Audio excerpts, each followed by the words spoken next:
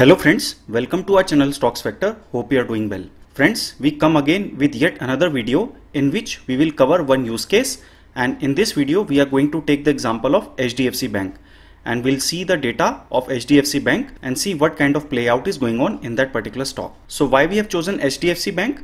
As you already know that on last Friday, that is on 30th of April, which was the first trading day of the next series, that is the May series. After the expiry on 29th of April, we saw that both the HDFC twins, HDFC and HDFC Bank, fell more than 4% and we saw a huge FII selling. So as you already know that both these stocks are favorites of FIIs. So FIIs generally have major holdings in Nifty 50 stocks, and especially in these two stocks they have major holdings. So when they sell, so these stocks come down, and we saw that on Friday that FIIs did a heavy selling and mostly the selling was done in these two particular stocks. So let's do the analysis. So friends, before we begin our video, as we have been mentioning in all our previous videos recently, that please go through the playlist, derivative analysis series playlist. This is highly recommended for all the active users, all the users who are already using the dashboard, who have not yet completed the derivative analysis series 15 videos, and also for the new viewers of our channel and the new subscribers, we highly recommend you to watch this particular playlist in which we have covered the derivative analysis in detail, each and every indicator which we have shown in our dashboard, the theory of it, the historical significance, and then we have also taken use cases. Those use cases cover the use of our dashboard, in which we have shown that how to read those indicators in our dashboard and how to identify high probability trades using the derivative indicators. So friends, we highly recommend this particular playlist. And if you want to get the access of our dashboard, you can go to our website www.stocksfactor.com.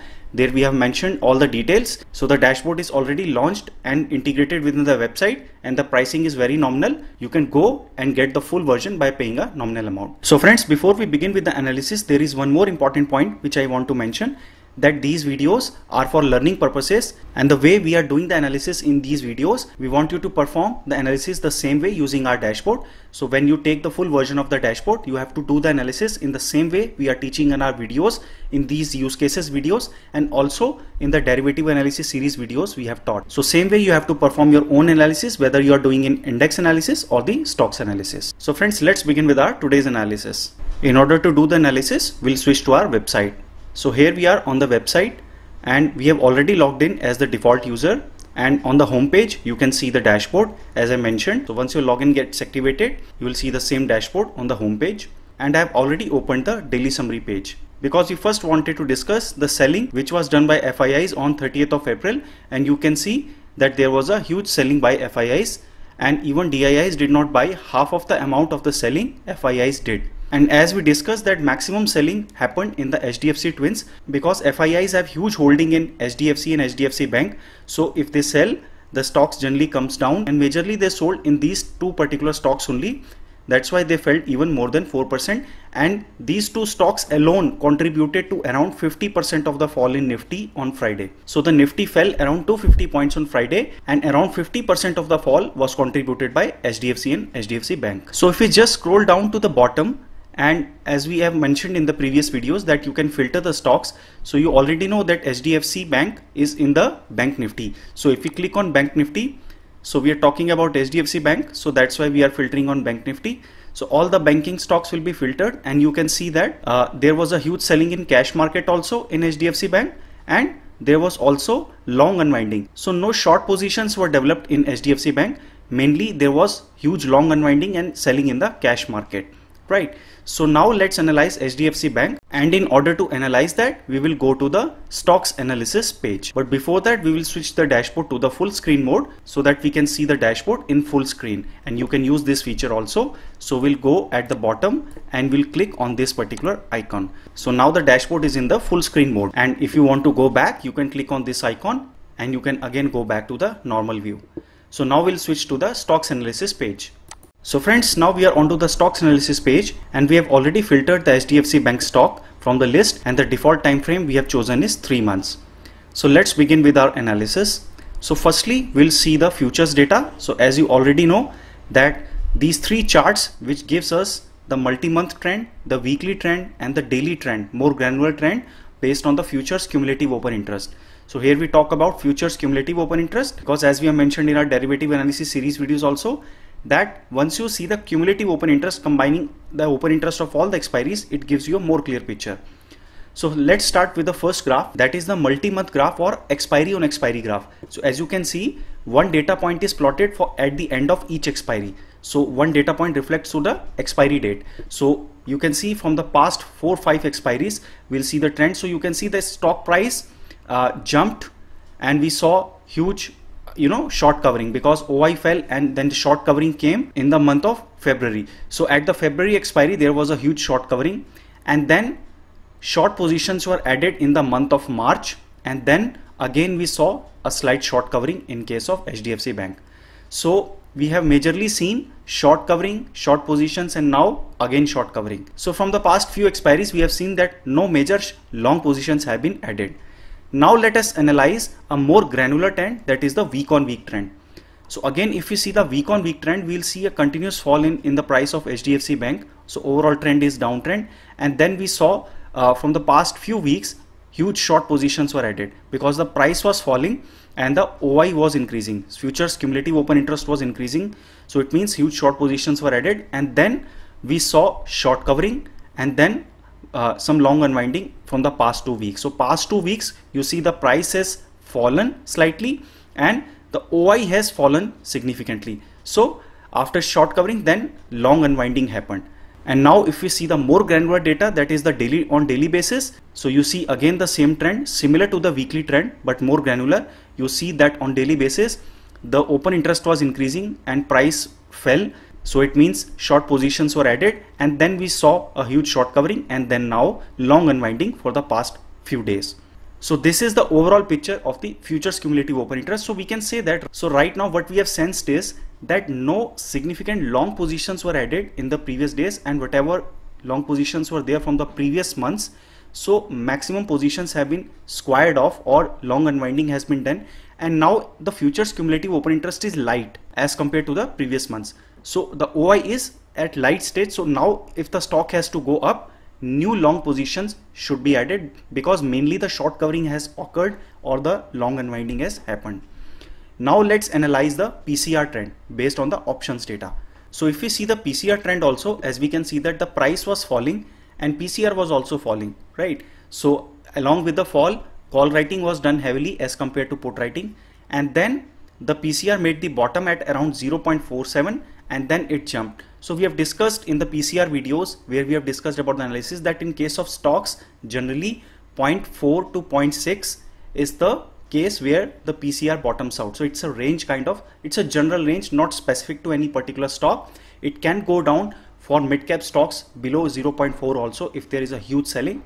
But in case of generally Nifty stocks, we have seen historically that 0.4 to 0.6 is a range where the stocks generally bottoms out. So here also we have seen that PCR went to 0.47 and after that the stock slightly consolidated and PCR jumped. So it means that put writing increased at this level, and after that the stock rallied. So again there was a fall in the stock as we saw in the futures cumulative open interest, and PCR started falling, and again it reached the bottom where it hit 0.42, and then we saw a significant rally and the significant jump in PCR. So it means 2 times it has come to these levels and jumped from there. So we need to watch the level of stock where the price is around 1400. So it has jumped from 1400 around. So the PCR made bottom here. Now let's analyze this particular graph in which we show the 2 strike prices, that is the strike price with the maximum put and maximum call, and we are seeing this in a time frame of 3 months. So basically this is showing you the maximum support level and maximum resistance level. So if you see that from the past 3 months 1400 has been acting as the major support, so this is a slightly good sign. So after the Friday's fall, stock has again come near to the 1400 odd levels. So 1400 has been acting as a major support for the past 3 months. So this point needs to be taken that 1400 has acted as a major support, and as and when the stock has come near these levels, the stock has bounced on a closing basis. So this is the level to be watched. Now let's analyze the option chain, and we see the cumulative OI, that is the cumulative open interest at different strike prices for the options. So as you already know that we show the past 7 days trend. So this is the last trading day snapshot, and we also cover the previous 6 days. So starting from 22nd of April, you can see these 6 days and plus the last trading day. So 7 days trend of cumulative open interest of option chain is shown. So basically this gives you a very good view, a complete view in a single page. You can see that how the open interest is changing in option chain day to day basis, and you can track the past 7 days, which gives you a good view of how the major support and resistance levels are shifting in the option chain. So this gives you a very good view. So if we start from 22nd of April, which was in the previous expiry, you see that 1400 has been acting as a good support. So put writing was more, but since the stock was falling, so call writing was being done more as compared to the put writing. So 1500 was acting as a major resistance, and it continued to act as major resistance, you see, on all the days. And then on the last trading day after the expiry, so 30th of April, so this is the snapshot of the last trading day, that is the 30th of April. So we see that 1400 still has the maximum put OI. It means 1400 is acting as the major support as of now. So this is the level to be watched as per the option chain also. And now if we also analyze the trend, you already know that HDFC Bank has the high weightage in Nifty, so that's why they are closely related with the Nifty price and also in the Bank Nifty. Now if we go to the bottom table, so this gives you the complete view, and we'll analyze this. So we'll analyze from the bottom. So this is already sorted on date. You can see the last trading day is on the top. So by default we see 3 months data, right? And we also see the rollover percentages. So rollover percentage from February expiry was around 95%, and then if we see the rollover percentage on 25th of March, that was on 95%, and in the previous expiry, that is on 29th of April, the rollover percentage has been slightly lower as compared to the previous two expiries. It is 77.45.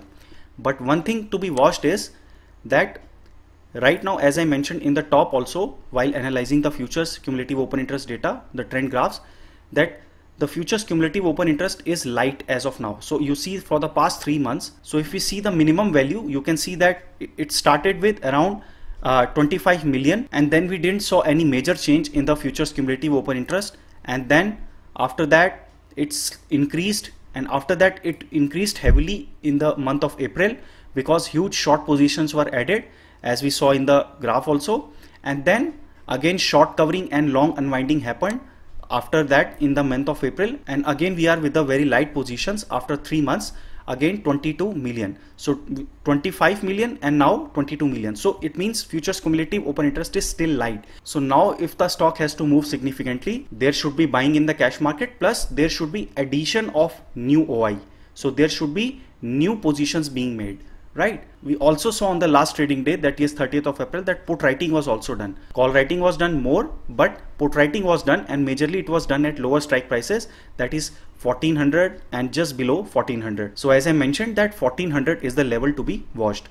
So if you are a person with high risk appetite, so 1400 is the level you can consider, and if you want to take any position, you can consider buying around 1400, keeping a stop loss on a closing basis below 1400.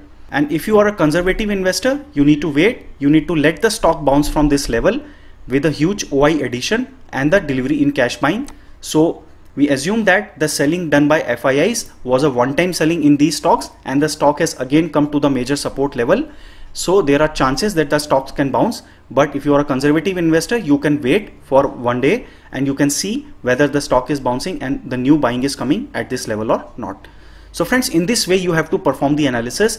So this way you can do the whole holistic analysis and identify the overall trend and the major support and resistance levels, so that you can identify high probability trades. So friends, with this we come to the end of this video. If you have any question regarding the video, please post your question on the comment section and we'll definitely answer your questions. And if you have still not subscribed to our channel, you can subscribe to our channel to get the notification of such videos which we post on every week, taking one use case, so that you can also do the analysis the same way. So friends, the purpose of making these videos is so that you can learn how to do the analysis using our dashboard, and same way you have to perform the analysis when you get the full version of the dashboard. So friends, see you in another video. Take care and goodbye.